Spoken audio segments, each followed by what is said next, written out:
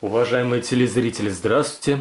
Перед нами Владимир Евгеньевич Гридин, сооснователь и заместитель председателя Мордовского регионального отделения Российской Объединенной Демократической партии «Яблоко». Владимир Евгеньевич вошел в инициативную группу поддержки увековечивания памяти жертв политических репрессий на территории Мордовии в форме крепления мемориальных досок на стенах последнего места жительства репрессированных жителей республики Мордовия, хотя она по-другому тогда называлась, еще в форме установки в центре Саранска памятника жертвам политических репрессий, организации в одном из центровых исторических зданий Саранска музея памяти жертв политических репрессий и возведение мемориального комплекса на месте захоронения неуважительного, нецивилизованно закопанных более полутысячи жертв политических репрессий. Владимир Евгеньевич, вот вы лучше, чем кто бы это ни было у нас в Мордовии, можете рассказать и об этом, конечно, мы об этом позднее поговорим, но вы можете рассказать об истории демократического движения в Мордовии. И вот вы не могли бы рассказать об этом и о своей политической биографии, о своем участии в развитии демократического движения в Мордовии. Насколько я знаю, Владимир Евгеньевич, все началось с того, что вы пошли работать на завод. Вот расскажите, какое у вас было образование и почему вы решили пойти? Ну, образование я среднетехническое в Москве технико-химической промышленности закончил в 1975 году. Приехал на медпрепаратов, работал и слесарем 6-го разряда. Это где находится этот завод? Медпрепаратов. Это же рядом с Приборкой. Угу. Вот. Биохимик, он же биохимик. Тогда же медпрепаратов, а сегодня биохимик. Вот. Мастером работал. Также я закончил заочный экономический. По вечерам, да? Да, заочный экономический вечером, да. Вот. Потом, значит, так получилось, что работал завод, ликероводочный завод, где стал председателем правкома. Вот. Как раз это вот этот интересный период, как раз о чем вы говорите, демократическое движение. Это в 90-м году, когда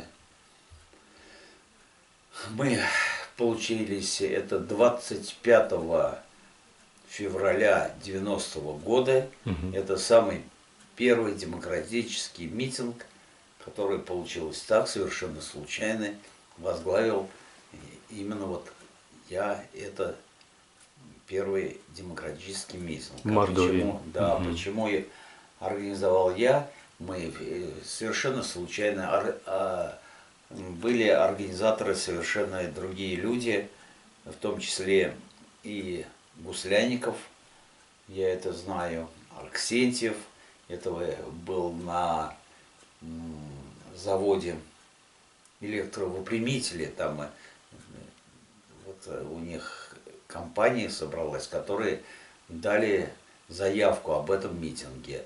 Но это в 90-м году, и получилось так, почему-то люди, организаторы не пришли на этот митинг. Но в городе все слышали, и поэтому что-то хотели, времена интересные были, в том числе и я. Мы вышли на улицу, просто на площадь Советскую, чтобы посмотреть, что за люди вообще, что за митинг, что действительно хотели перемен мы в нашей стране. Но организаторов не было. И получилось совершенно случайно. Вдруг какой-то мужчина, ну примерно вот вы маленький листок, где, значит, против КПСС. И здесь вот сразу здесь, здесь и милиция, и все, сразу раз к этому человеку подошли. Как сейчас помню, он замминистра Разин был, фамилия в МВД. Он как раз и был, наверное, как бы основной, чтобы вот все это было спокойно, от МВД имеется, от властей. Вот. И люди-то как только увидели, и сразу все стали группироваться вокруг этих вещей. Вот. Что происходит? На самом деле, значит, проходит вот со стороны, как раз по Советской улице, со стороны, здесь как раз пошли шеренги с, значит, ну тогда в те времена, по-моему, не ОМОН был, а именно вот группа как раз, ну, от МВД специально мы порядок наводить. И вот они шли с противогазами, они как раз, и как сейчас помню, я подошел к Калеткину, тогда мэр города, сразу Калеткин, помню, и так, как же, Иван, точно не могу, Ивана как-то, Калеткин, мэр города, я говорю, скажите, что это на людей же идут. И вот правда, я вам скажу, он пошел и говорят остановиться, и все остановились. И совершенно случайно, я не знаю, что произошло, у меня, я вышел вот на ступеньки около Белого дома, и, значит, просто стал людям говорить, что надо покой, порядок, и не, чтобы никаких у нас не было провокаций.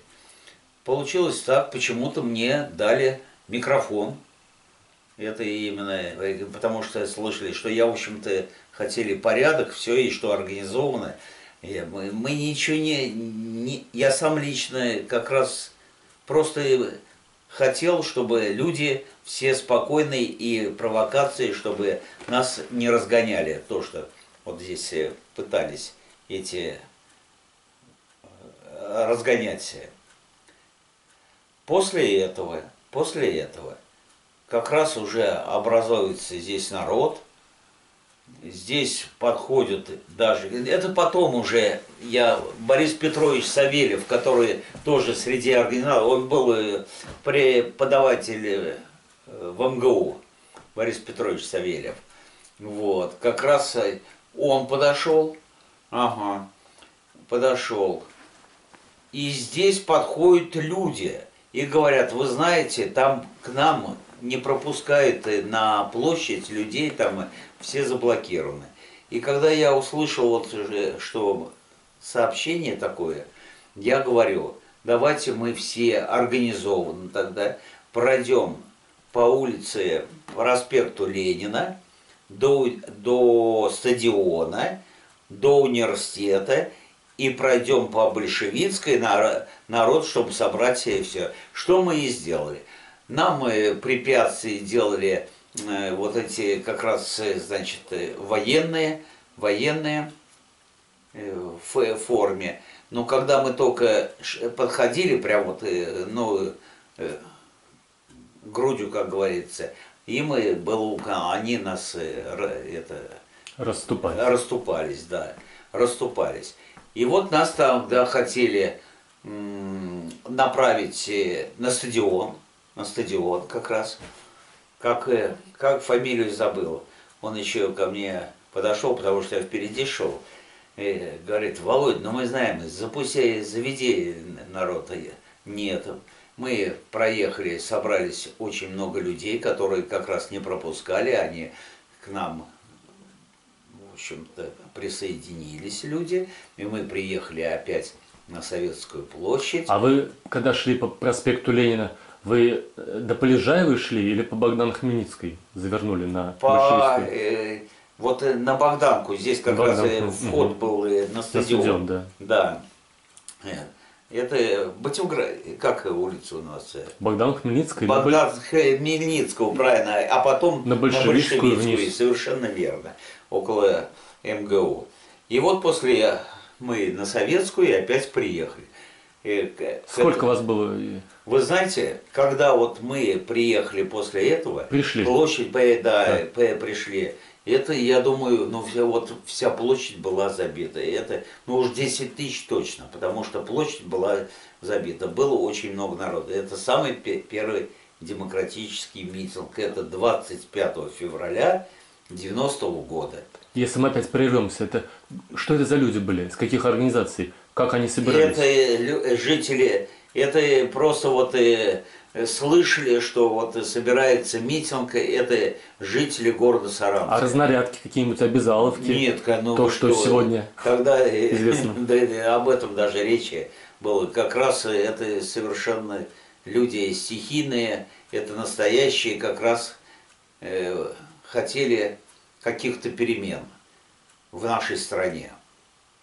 И действительно, чем мы тогда действительно были очень, ну, в общем-то, у всех были какие-то надежды, действительно. окрылены. Да, это было, это здорово. И вот после этого, вот как раз, да, вот здесь вот мне дали мегафон, и я начал, ко мне подходят, кстати, вот правильно, вот сейчас Борис Петрович, а они же ведь Савельев, они как раз думали, как митинг проводить, но они почему-то по каким-то причинам никто не вышел.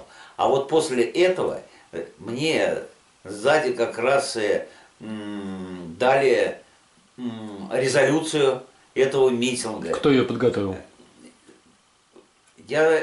Мне кажется, Савельев Борис Петрович сзади, чтобы я вот эту резолюцию... А нет, мы, значит, как раз появились, и мы как раз, вот кто-то мне посоветовал, чтобы резолюцию надо. А резолюцию надо ее якобы сейчас подготовить. И тогда властям мы, значит, предложили властям провести нам в горсовет 17-й кабинет. На первом этаже, когда в администрацию города заходишь, это с левой стороны, я не знаю, сейчас тогда 17-й кабинет.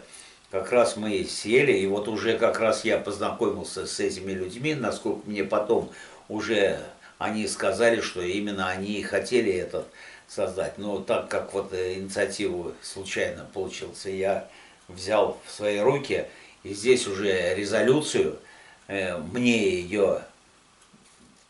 ее приготовили. И эту резолюцию я вышел и зачитал эту резолюцию митинга.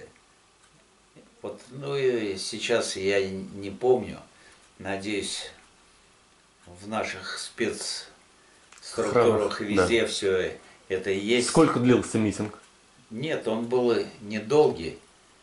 После того, когда мы... Но мы дали людям надежду, и что мы будем проводить другие митинги. После этого, значит, у нас создалась инициативная группа, нам представили кабинет. Я вот не помню, не то каждый день, не то вечером мы собирались уже эту группу, их довольно-таки много уже стало людей, и мы собирались именно вот долой КПРФ, это основное у нас, значит, это был лозунг, да. А в каком здании дали кабинет? В администрацию города, тоже, да? 17-й кабинет, да. И вот мы каждый вечер, мы там собирались как раз и говорили. И потом мы принимали решение, это пошли уже другие митинги. Нам эти митинги, значит, запрещали эти проводить. Значит, я помню, организатором несанкционированного митинга на юго-западе.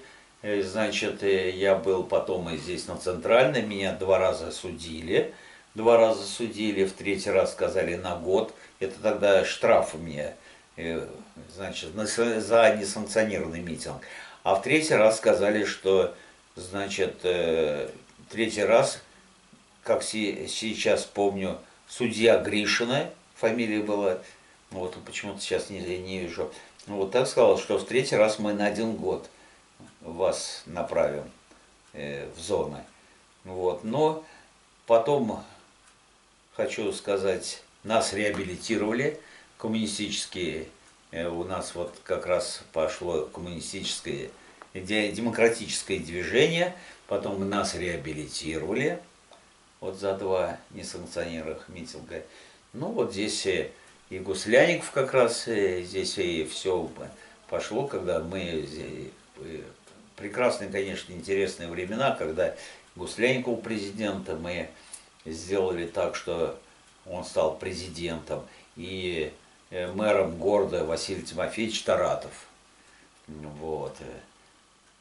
Конечно, надежды были большие, и вот как сейчас помню, конечно, можно было бы все по-другому, а не так, как я, конечно, виню в том, что, во-первых, Василий Дмитриевич Гуслянников, это я убежден, что этот человек просто, он, как я сказать, если он филателистом был, и, значит, марки, наверное, с пионерами-то менялся, поэтому, конечно, он не был подготовлен президентом, поэтому самое качественное, что произошло, это то, что он неподготовленный был, и, ну, сами понимаете, в Белом доме он, значит, в 8-м, по-моему, этаже президента был 8-й, а на 9-й этаж он создал коммерческую структуру, возглавляемую своей супруги. Ну, То есть, то есть информация о том, что его, ну, на его ведь покушение было, и оно объяснялось тем, что он раскрыл случаи коррупции, а вот вы говорите, что, получается, он... Покушение было, я знаю, организаторы это... Только сейчас осторожнее, а то в суд подадут. Ничего, да. А зачем мы? Мы, допустим, знаем, кто организатором? Организаторы были совершенно люди из этого аппарата. И я знаю этих людей, как вот вы говорите, просто не хотят это. Но с другой стороны, я вам скажу, это история. За что? Давайте без имен, ну а за что они? Потому что как раз он кандидатом в президенты, да, в президенты. И, значит, на второй срок, вот да? это. Нет, он первый. Первый еще. Первый. Зачем? Он вообще никто его не знал вот случайно. Он говорил хорошо. И вот как раз, чтобы он не мешал, его решили, значит, Сережа Морозов, это этот боксер, именно ему дали возможность это вот, короче говоря, за то, что если бы он немножко напугал Гуслянникова, а ноги ему переломал, вот. Давайте прервемся, скажем, да, что это ваше мнение, и продолжим. Это ваше мнение, да, ведь? Это даже точка зрения. Почему? На позицию. Он отсидел. Он отсидел именно за это? Конечно, конечно. Я не знал. Нет, он и отсидел, да. Я более того, я знаю, что пообещали-то пивнушку магазина. Переоформить на него пивной магазин? За то, что вот это... Где он находится, этот магазин сейчас? Восток. Восток. Ага. Вот и в этом. То бы в 90-х годах это было как раз шло вот пивная вещи, где денежки можно было зарабатывать. А кто ему мог дать это? Это власти. Власти. Да, здесь, ну сейчас, как говорится, действительно, как и я могу эти вещи говорить, но лучше все доказательства. Да, давайте дальше пойдем. Да. Вот, поэтому и Василий Дмитриевич, он, конечно, не был подготовленным президентом. И вот, как я говорю, что он не был человеком, ну, с деньгами он немножко как бы Шалил. думал. Да, но вы сами понимаете, есть коммерческая структура, свою жену и возглавляет коммерческую структуру, Да. где президентские, но это несерьезно. Он Но, позорит, получается, этим, если это так, то, как сказать, позорит тех, кого он Конечно. представляет. Ну а почему же другого не выдвинули? а его выдвинули президентом. Вот он начал как президентом, он начал эти вещи творить. Как раз мы были вынуждены, что против него, как раз, чтобы реабилитироваться, вот из-за такого, что мы против него стали работать. Опять скажем, что это наше мнение, чтобы Гуслянников не обиделся. Мы Почему? просто Нет, это рассказываем. не мнение, это люди, это знают, это почему. Пусть Итак, вы разочаровались в нем. безусловно. И как вы стали вести свою политическую линию? Я вам расскажу другое по Гуслянникову. Я на Мордовспирте работал-то, и как раз председатель правкома я к Василию Дмитриевичу говорю, как раз это сложные вопросы, денег нет у руководства республики. Угу. Я говорю, Василий Дмитриевич, давай мне, значит, проверку Мордовспирта, мы найдем тебе деньги, чтобы людей и кормить, и все. Угу. Что мы и сделали. Я хочу сказать... Скрывал доходы, да, получается? Конечно. Собственник. Конечно. Мы тогда по тем временам, что-то несколько миллионов по тем временам-то, это в небюджетных, в бюджет республики не скрывали. А почему? Это не я делал, я просто на себя это взял, а просто были люди, специалисты, экономисты, потому что мой родной брат, он был как раз экономист, и вообще он проректор в Мордовском госуниверситете был по экономике. Угу. Вот. И благодаря, а брат мой, кстати, он тоже на площадь вышел. В те времена он деканом был. Он был... Да, он же в КПРФ не вступал. И хочу сказать, он кандидат наук. И значит, но он в КПРФ, ведь КПСС, да. в КПСС вообще не вступал. И как раз собрали людей грамотных, экономистов, которые я просто изымал все документы, а они ночью эти документы работали. Конечно. И справку все сделали. Я эту справку Гуслянникову привез, значит, откуда деньги можно взять. Гуслянников Нарежный был тогда, Нарежный был у нас вице, по-моему, как президент был. Вот и они пошло. Я знаю эти вещи, и Гуслянников, конечно, не пошел по тому пути, когда надо было бы, конечно, политикой привести в другое русло. И он сломился, я бы так сказал.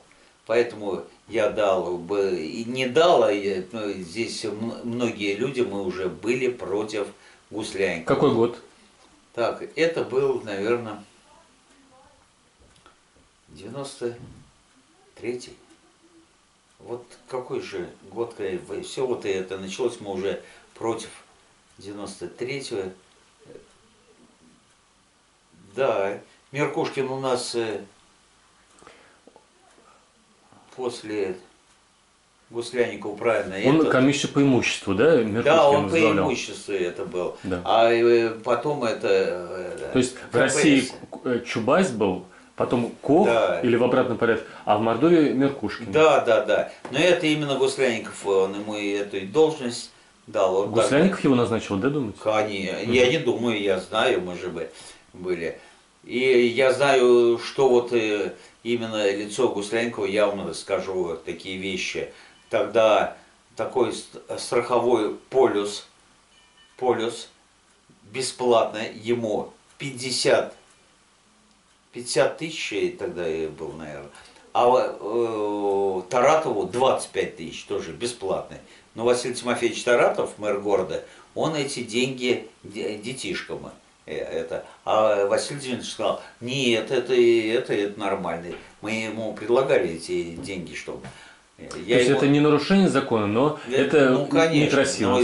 Но это же Ага. президент. Я же ему сказал: Василий Владимирович, говорю, ты же президент, говорю. Но тебе же завтра денег сумку принесут. Ну ты нельзя брать эти деньги. Так, разочаровались дальше. Конечно, и мы были против того, чтобы этого Гуслянникова Как заменить. вы себя вели? Мы-то агитацию шли. Тогда на этой волне. Вот. А потом, значит, дело в том, что... Митинги не запрещали вам в эти годы, да, несколько лет? Да, не запрещали. Тогда мы могли, тогда активность была с людьми, да. Но уже выходили не 10 тысяч, а уже меньше. Нет, ну нормально, все равно, нормально бы. Площадь 5, полная была, 7. да? Да. Тогда действительно мы работали в этом направлении, и что-то было действительно, будущее хотелось сделать. А потом все равно вот все произошло так, что именно вот как раз совершенно пошло в другого. Николай Иванович Меркушкин, он как раз в ночь, когда Гуслянников, вот мы в ночь по выборам президента, он еще поздравил, принес это ночью. Вот, наш Гуслянников. Потом я Гуслянникова и Нарежного я домой часа в 4 утра на Светтехстроя их отвез. Наверное, 4-5 утра отвез. И вот как раз Гуслянникову, я вам скажу, я тогда это помню, когда он сказал: ну вот завтра они придут и поклонятся все. И вот по идее-то, вот я не подумал об этом, но вот сейчас в дальнейшем просто ему было интересно, что все пришли, поклонились. Ну, а вы сами знаете, аппарат КПР, там же ни родина, ни флага. Там и всегда присягнут кому надо. Конечно. Но потом и также предадут. Поэтому там... Ну, далеко не будем ходить. Вот, смотрите, мне противно на то, что когда Николай Иванович, когда не стали главой Самары, начали пихать уже. Ну что же вы, вот как раньше бы вы говорили, а сейчас кому не лень, начинают пихать его. Еще есть пример Юрий Михайлович Лужков. За неделю до его отстранения 90 там с чем-то процентов партии говорил, что это наша надежда, наши лучшие, а потом через неделю они же его стали ругать. Я вам скажу, вообще вот в России самая интересная вещь, у нас вот такая вот страна.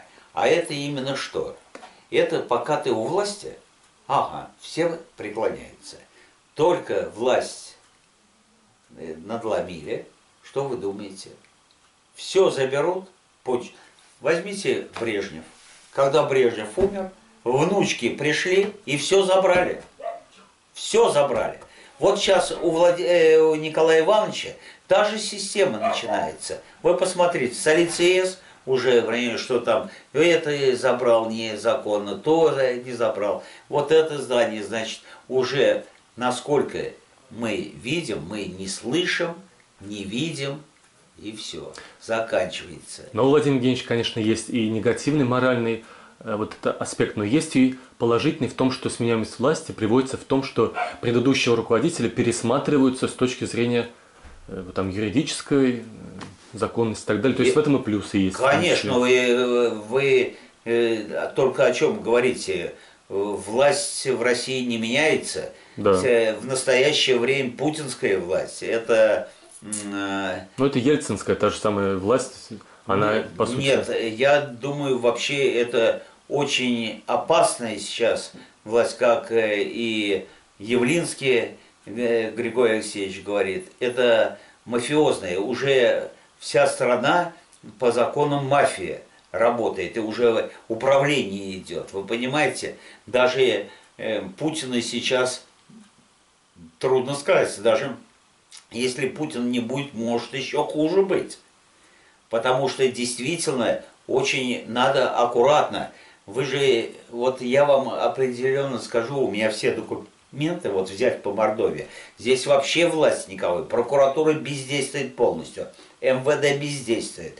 Вот сейчас, вот в этом доме, где находится, здесь взяли дом 41-го года. Крутов, это родственник, это его родственник. Улица Советская, 47, где Да, дом с часами. Да, где бывший ресторан национальный. Вот Крутов. Во-первых, это подвал незаконно жителей этого дома, это общедолевая собственность, потому что технический этаж. Власти продали этот подвал. Владимир Иванович, Да. Владимир Ильич, не обижайтесь, пожалуйста, Ничего. но мы об этом еще поговорим как-то в Хорошо. другой раз. А то мы... Да, и это... Нас уже сразу закроют. Вот Григорий Алексеевич Явлинский, когда говорит, что у нас мафиозное государство, он не оскорбляет, причем, ну, я знаю, что вы знаете, он говорит, что если собственность, власть и бизнес слиты, то это как бы Совершенно научное верно. определение. По закону. Вот именно сейчас власть, это у них, они именно стали именно вот в такой системе. Вот именно что происходит. И очень важный момент, вот сейчас за последнее время, просто как раз Григорий Алексеевич говорит, что Путин как раз олигархов просит денежки соберите. Но это говорит о том, что очень плохо в настоящее время в стране. А что это значит? Это получается, это естественно, они практически от страны все взяли, по идее-то. Они действительно все отберут. Жить-то они будут нормально. Они нормально. Но ничего не будет у нас. Бизнес распадается, рабочих мест все меньше и меньше, и просто уровень жизни становится низкий. Возвращаемся в середине 90-х годов. Совершенно верно. Имеется в виду, как вы узнали о социал-демократической партии и так далее? А это как раз, вот, значит, историк, он говорил, как нас 9 человек, мы создали эту ячейку, тогда по закону можно было как раз социал-демократическую партию в Республике Мордовия. Мы зарегистрировали, это было на 92-м году. Ага, второй еще. Да, это второй, вот только демократическое, вот, у нас и вот это как и, только вот мы как раз создали эту ячейку. Гуслянников был там или не был? Гуслянников социал-демократы нет. Но, тем не менее, вы своего кандидата на президента не выдвинули, а поддержали его. Потому что он показался вам наилучшим тогда, да? Когда вы еще не знали Мы вот, о нем много. Да, и мы просто, ну, как бы вот это социал-демократическое, это социал-демократы, ну, в общем-то, мы более как вот отношения. А Доленко Дмитрий, который профессор сейчас, вот как раз и он был среди нас, и, значит, Аксентьев, Доленко, Серебряков, я, потом так, ну вот, Ну, сейчас в процессе да, расскажете, вспомните. Да. Вот да, мы вот социал-демократы. Вот почему как и произошло, это было в 93-м году. Это был потом съезд социал-демократов России. Мы вперед социал-демократической партии России мы организовались. Вот. А потом, в 93-м году, совершенно случайно, потому что, значит, мы входили в руководство социал-демократической России партии, в руководство мы входили. И тогда мы встретились на Калининском проспекте, вот где книжка, вот это, СЭФ, по-моему, вот это здание. Вот была такая встреча. Была Гдлян с Ивановым раз, потом Следователи. Гдлян с Ивановым, Шохин, Александр. Нет, Александр, Да. И Явлинский. Была такая встреча с руководством Социал-демократической партии России, где на этой встрече был и я. Предлагал нам глянцевую создать группу в России и войти социал-демократов. Потом Шохин, он предложил группу. И другой Явлинский, который предложил тоже создать группу. И вот мы послушали всех, и тогда приняли решение быть рядом с Григорием Алексеевичем Явлинским. Вот с чего это началось, значит, партия «Яблоко». Партия «Яблоко». Явлинский тогда был только руководителем научного коллектива. Да. Он еще политикой, по сути. Нет, он экспертом был. Это было только начало. А съезд у нас был. Эпицентр у него, да. Эпицентр это был вот как раз, да, это 93-й год. До 93-го. Вот, 3 года он эпицентр. А съезд был, так, и съезд социал-демократов мы создали, так, вот вы знаете, съезд, первый съезд, по-моему, 94-й или 95-й. Вот. Это самый первый съезд. Туда я тоже вошел в руководство. Член ревизионной комиссии России, партии. Самый первый съезд, значит, партии «Яблоко». Вот. Почему партия «Яблоко»? Потому что Явлинский, Болдырев, Лукин. 3 заглавных буквы. Я, Б, Л.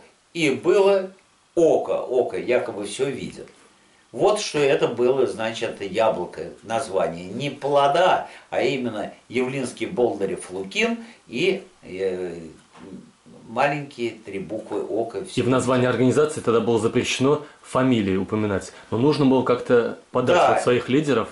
И решили вот так удачно... Но потом, почему «Яблоко», вот, потому что, значит, Юрий Болдырев отошел в сторону, ну, по своим, там было, значит, по разногласиям. И, значит, рассыпалось название. И что но Лукин так остался. Явлинский, да, но слово это только сделали уже «Яблоко». Вот одна я главное. Вот это, значит, слово «Яблоко». Ну вот, такое демократическое движение. Вот. И как вы в Мордовии стали заниматься организаторской работой? Ну, а потом, когда мы учредительный съезд, у нас были документы, мы в Минюсте Республики Мордовия зафиксировали, все зарегистрировались на основании нашего законодательства России. Вот так и получилось. И тогда я был зампредседателя, Сергей Серебряков председатель. Потом в 2000 году я стал председателем. И вот только 2 месяца назад я стал зампредседателя. Но немножко вот здоровья, поэтому пришлось. Когда вы впервые стали участвовать в выборах? А мы постоянно в выборах. Мы везде, я и на главу республики уходил, и в госсобрание, потому что я всегда говорил, что мы не будут эти выборы, потому что честные. Но дело в том, что выборы это тот механизм, когда мы можем за счет средств массовой информации, значит, без денег можно было пообщаться с жителями республиками. Ну и также я и говорил, что это вообще выборы надо всегда принимать участие, постоянно проявлять эту активность. Но, к сожалению, на сегодняшний день, конечно, с сожалением смотрю на все, что происходит, это у людей просто страх. И страх именно боятся всего. И действительно, и власти помогают им, что действительно, что будет еще хуже. Но я считаю, что войны-то не должно быть, хотя ситуации в жизни, ну, всякие, что угодно. Мне очень волнует это То, что... Потому что войны не будет, все же разумные люди. Но нельзя. Война может быть последней. Не Третья мировая, как говорят, а последняя. Поэтому не будет. Но я всегда говорю, наша страна, Россия, богатейшая страна. Я люблю свою страну. И вот мне, к сожалению, что, как говорят,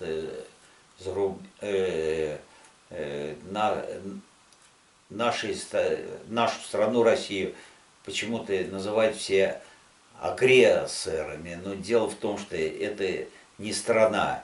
Вы понимаете, неправильная политика нашего Кремля приводит к тому, что действительно у нас мало кто поддерживает в наше время. Это Россия. Конечно, это Донбасс, это Крым, аннексия Крыма, это Сирия, непонятно для чего мы там воюем, наши люди погибают. А теперь еще и Ливия, и Центральная Африканская Республика, и другие. Совершенно. И та политика, которая происходит, это приводит к большой беде. Как я вот обращался и в ФСБ, потому что вот взять в Республике Мордовия законы вообще не работают. Вообще не работают. Прокуратура бездействует. Прокуратура это никто иное, это почтальоны, к кому вы можете обратиться, они направляют часто именно тем людям, на кого ты пишешь. Вот. Также полиция также бездействует. И также власти города. То, что вот я за последнее время общаюсь, это все реально вижу. Вообще законов вообще нет. А если нет законов, нарушают Конституцию Российской Федерации. И вообще я считаю, что если в стране даже хорошие законы, но они должны исполняться, эта страна должна работать. А если в стране вообще никаких законов нет, для одних ничего нет, для других что-то законы начинают свои доказывать. Кому-то можно, кому-то нельзя, кому-то вообще ничего. Владимир Евгеньевич, ну раз протестов нет, то, как бы это странно ни звучало, скорее всего, общество это устраивает. Но у меня вопрос к вам такой. Почему вы с вашими организаторскими талантами, если бы вы не вот демонстрировали эту смелость, которую вы до сих пор демонстрируете, принципиальность и уважение к своим принципам, вы были бы министром, вице-премьером, директором завода. Почему вы выбрали путь демократа? Ну, дело в том, что... Потому что у меня 4 сына. И я очень хотел бы, что 4 сына у меня жили в стране, которые работают законы, и чтобы действительно уважение к людям было и к человеку. И я считаю это очень важно, и я думаю, люди должны понимать, что именно будущее своих детей. А мы почему-то думаем, что кто-то что-то придет и новое что-то хорошее сделает. Только страх. Вот я все-таки думаю, с 17-го года у людей именно вот этот страх, сталинские времена. Вы посмотрите, все больше и больше люди действительно кричат, что Сталина надо вернуть. Это же страшно. Я даже и говорит о том, что люди вообще о чем думают это. К чему? Страх. И все боятся. Поэтому власти, насколько я понимаю, власть у нас нормально никто ее не отдаст на сегодняшний день. Я думаю, многие согласятся. Вот, значит, 15 лет назад по поводу итогов сталинизма, они у нас есть на территории Саранска. Эти итоги сталинизма, часть итогов уже найдена, которые каждый человек может увидеть своими глазами. Значит, на юго-западе у богоявленских родников варварски просто закопаны в 7 ямах более полутысячи людей. И по около 10 косвенных признаков можно утверждать, что это как раз жертвы политических репрессий. Почему называется политические репрессии? Потому что есть преступления, которые мотивированы какими-то личными корыстными мотивами, а есть преступления, мотивированные желанием политическим. И одна из разновидностей политических мотиваций – это удержание власти. И бывают руководства, которые у нас были в стране, для которых удержание власти означало убирать слоями всех инакомыслящих, знакомых инакомыслящих, тех, кто общался с инакомыслящими, тех, кто дружил, тех, кто родственник инакомыслящих, члены семьи инакомыслящих. И вот слои за слоями срезались по всей стране. В итоге 5 миллионов осужденных по политстатьям. Общество «Мемориал» собирает со всех регионов списки уже реабилитированных. То есть прокуратура признана, что они невиновно наказаны, невиновны в том числе расстреляны. Это уже 3,5 миллиона реабилитировано. И вот